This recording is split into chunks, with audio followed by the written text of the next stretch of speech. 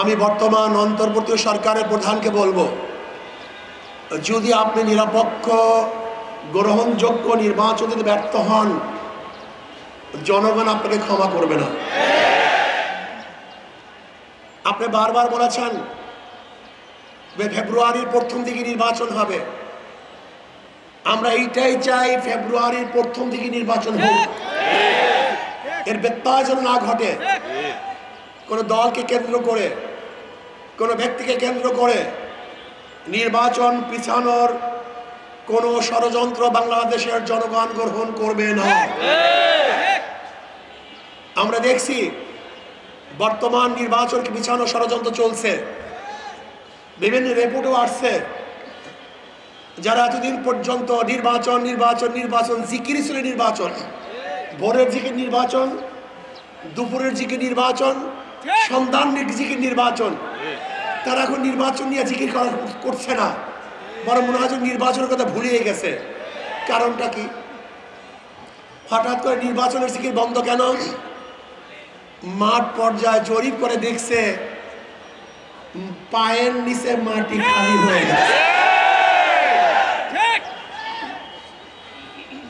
বাংলাদেশের জনগণ কোন চাঁদাবাজকে আর ভোট দিবে না, কোন সন্ত্রাসীকে বাংলাদেশের মানুষ ভোট দিতে চায় না।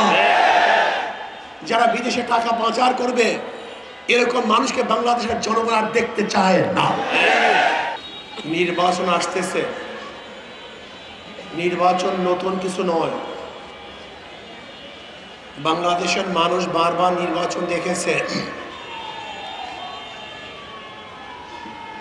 নৈশ নির্বাচন দেখেছে, কারচুপি নির্বাচন দেখেছে, পেশি শক্তি নির্বাচন দেখেছে, ভোটবিহীন ক্যান্ডিডেট নির্বাচিত হওয়ার নির্বাচনও বাংলাদেশের মানুষ দেখেছে। কিন্তু আগামীতে যে নির্বাচন দেখতে চাই, স্বচ্ছ, সুন্দর, গ্রহণযোগ্য, নিরপেক্ষ এক নির্বাচন আমরা দেখতে চাই,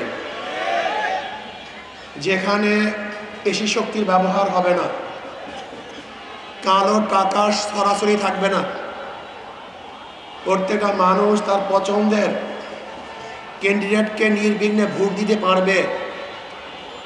এরকম এক লেভেল প্লেইং ফিল্ডের ভিত্তিতে আমরা অন্তর্বর্তী সরকারের কাছে নির্বাচন প্রত্যাশা করছি। নির্বাচন করে মারামারি কেন?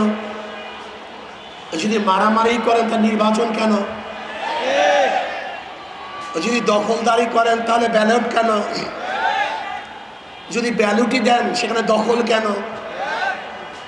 নির্বাচন তো এর জন্যই যে যে যাকে ইচ্ছা মনোনয়ন করবে, মনোনীত করবে, সেখানে পেশি শক্তি ব্যবহার করবেন কেন? এটা আমরা চাই না। বাংলাদেশের মারামারি, কাটাকাটি, দখলদারি নির্বাচন আমরা উৎখাত করতে চাই।